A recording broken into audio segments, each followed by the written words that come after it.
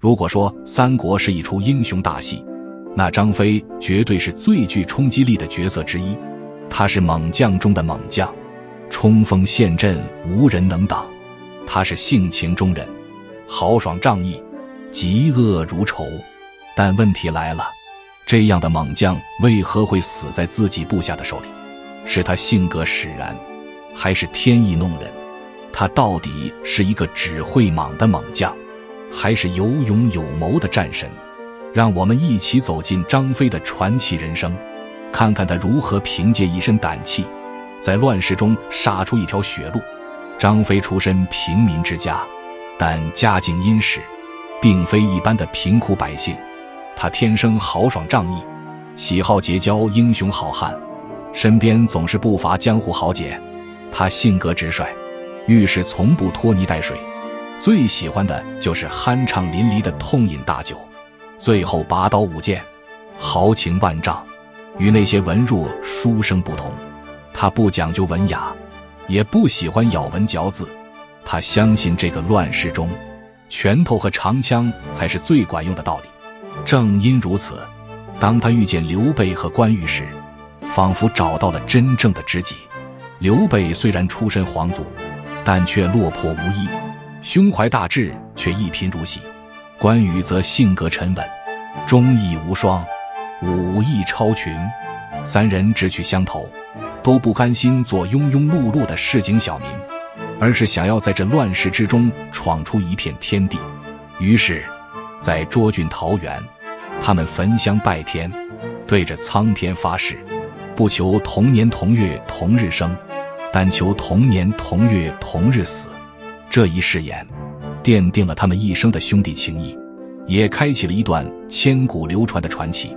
欢迎来到以墨说史，在这里我们将深入探讨中国古代历史有名的人物，解锁古人一生的奥秘。喜欢我的视频，别忘了订阅，一起踏上这段启发心灵的时光旅行。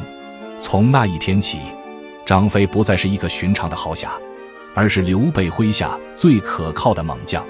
他以自己非凡的武力，在战场上杀敌无数，也以自己的直率性格，成为刘备身边最忠实的战友。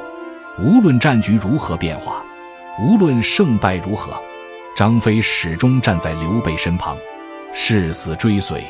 他们的第一场大仗，便是在群雄讨伐董卓的战场上。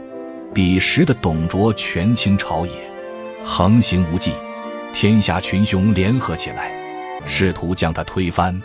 而董卓手下最可怕的武将，正是号称天下第一猛将的吕布。吕布武艺超群，手中一杆方天画戟，无人能敌。战场之上所向披靡，让所有人望而生畏。在虎牢关外，张飞与关羽、刘备一同迎战吕布。张飞一马当先，怒吼着冲向吕布，一出手便是雷霆万钧。他手持丈八蛇矛，枪法刚猛，招招狠厉，丝毫不惧吕布的威名。两人交手数十合，张飞战得兴起，越战越勇，怒吼连连，杀气冲天。虽然吕布的武艺更胜一筹，但张飞凭借一腔豪勇，硬是与吕布拼了个旗鼓相当。关羽见状，见机出手，与张飞一同夹攻吕布。两员猛将围攻之下，吕布也不敢大意，招招凶狠，战况激烈，刀光枪影交错，杀气弥漫战场。而刘备在一旁观察战局，适时策应，三兄弟合力，终于让吕布陷入苦战。尽管最后吕布凭借超群的战绩脱身而退，但这一战让张飞的名声彻底响彻天下。在这场战斗中，他不仅展现了无双的勇武，更表现出面对强敌毫无畏惧的胆魄。他不只是刘备的义弟，更是一个能独当一面的猛将。在接下来的岁月里，他将继续用他的枪，用他的怒吼，在这乱世之中杀出一条血路。曹操大军席卷而来，百万铁骑滚滚而至，像一片吞噬天地的黑云，直扑刘备。那时的刘备军队尚未真正成型，多是跟随他的百姓，妇孺老幼，根本无力抵抗曹操的精锐部队。一时间，哭喊声、马蹄声、兵器撞击声混作一团，溃败的队伍在长坂坡前几乎彻底崩溃。刘备望着身后无数无助的百姓，心急如焚。他知道，一旦曹军冲杀过来，不仅自己的部队会全军覆没，那些跟随他的百姓也将沦为刀下亡魂。可眼下兵力悬殊，如何能争取时间撤退？正当众人一筹莫展时，张飞已然挺身而出。他望了一眼后方仍在惊恐逃命的百姓，又看了看气势汹汹压过来的曹军，猛地勒住战马，喝道：待哥快走，我断后。刘备还未开口，张飞已率领仅剩的20余骑将士冲到长板桥前。他跃下马，拄着丈八蛇矛，站在桥中央，死死盯着对面密密麻麻的曹军。战甲在烈日下泛着冷光，他的双目犹如铜铃，圆睁怒视，须发皆张，宛如一尊怒目金刚。曹军浩浩荡荡而来，但当他们看到桥上那如狂狮般的张飞，竟然都不由自主地放慢了脚步。前军的士兵虽人多势众，却感到一股无形的压力扑面而来，压得他们不敢轻举妄动。张飞猛地将丈八蛇矛往地上一顿，发出震耳欲聋的怒吼：我乃燕人张翼德，谁敢与我决一死战？这一声怒吼如同晴天霹雳，震得周围的树木颤抖，飞鸟惊起，战马嘶鸣不已，甚至有些曹军士兵的手竟然微微发抖。张飞怒目圆睁，杀气腾腾，像极了一头择人而噬的猛虎。曹操亲自在后方观战，见到这一幕，不由得皱起眉头。他身边的将领夏侯杰吓得脸色煞白，竟然从马上摔了下来，口吐鲜血而亡。曹操知道张飞的威名，更明白他若拼命，恐怕自己这边伤亡惨重。于是他按住战马，没有下令进攻，而是沉声道：此人勇猛无敌，必有伏兵，切不可轻进。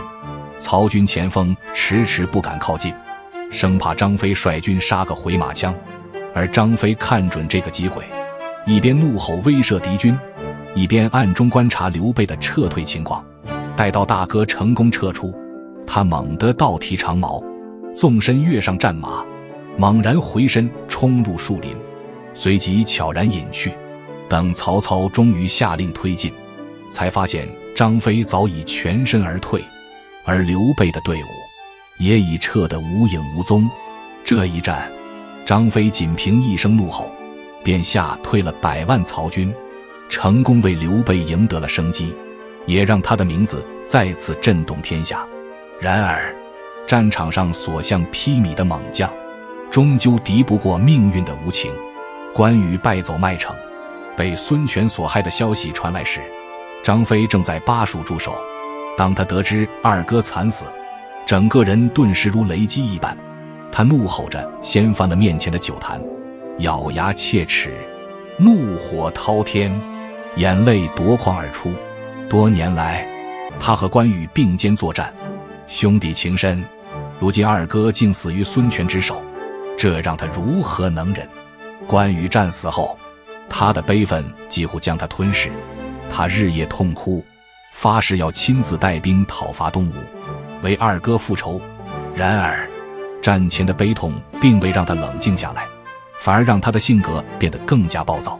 他日复一日地催促军队整备，稍有不顺便大发雷霆，士兵们人人自危。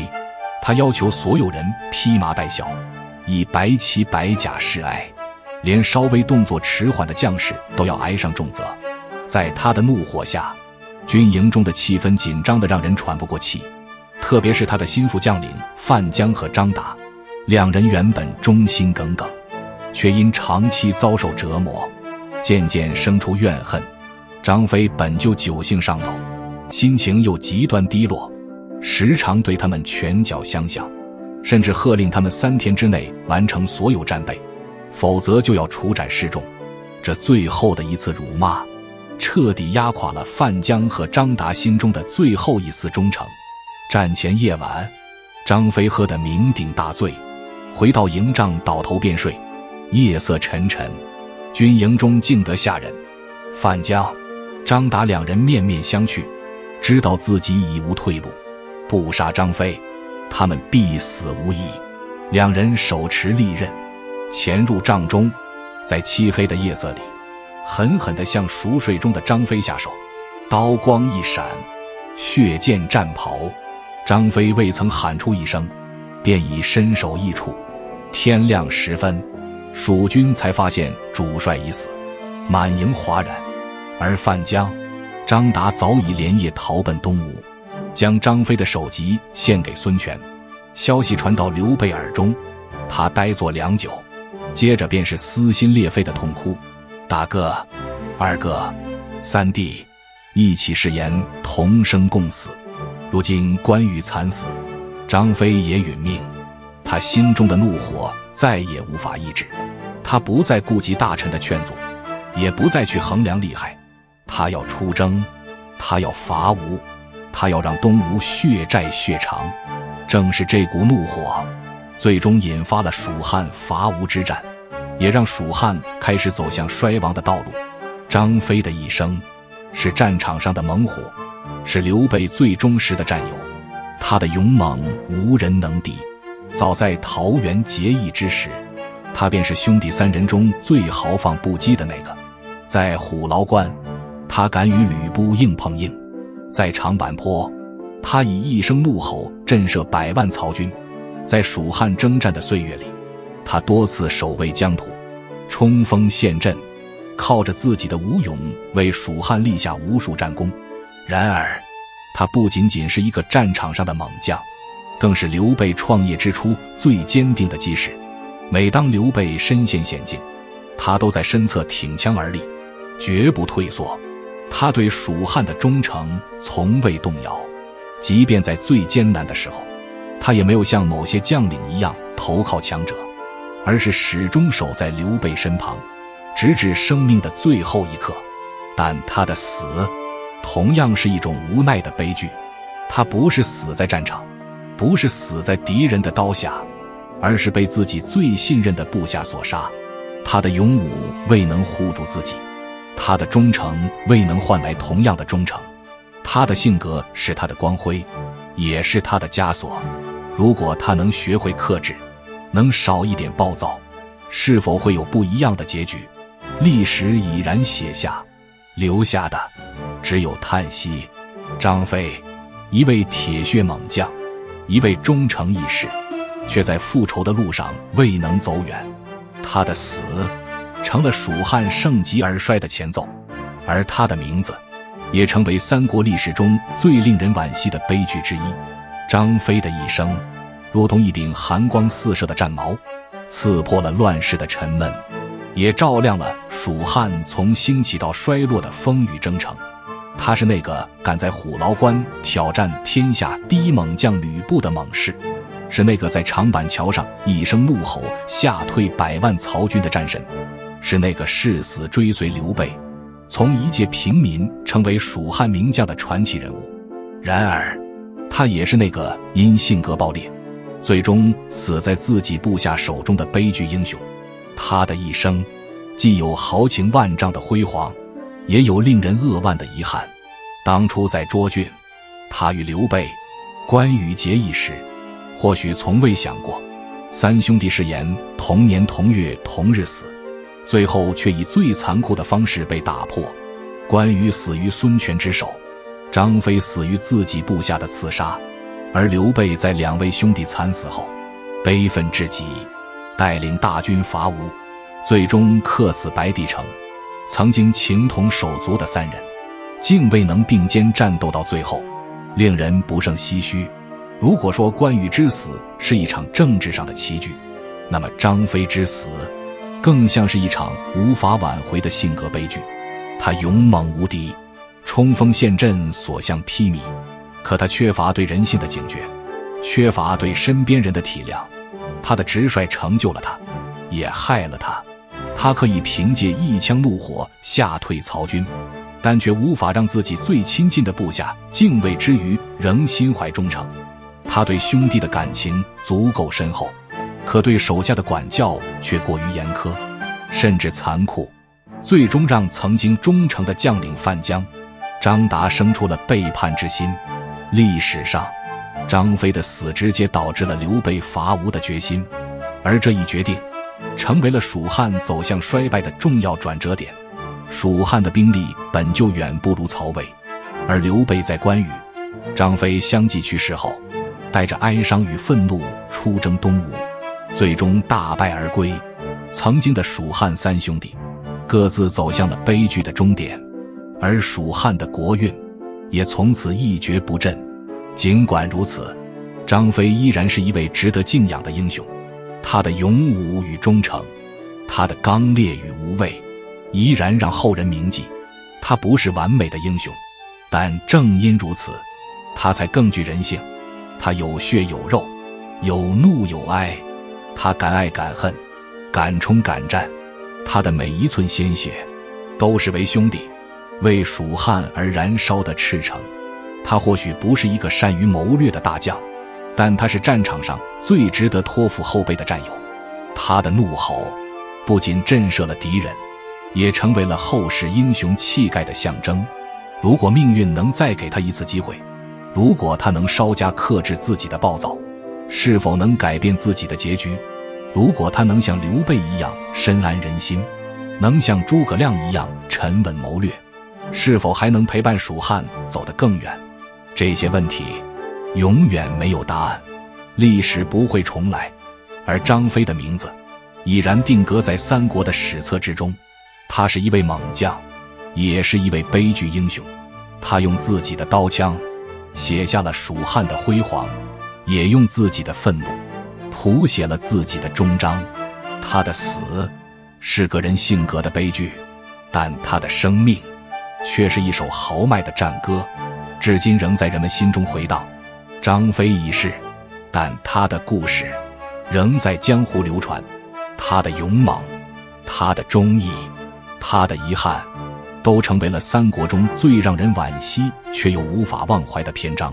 他用自己的一生诠释了什么是英雄，也让后人深思，英雄的光辉背后是否也藏着无法避免的宿命。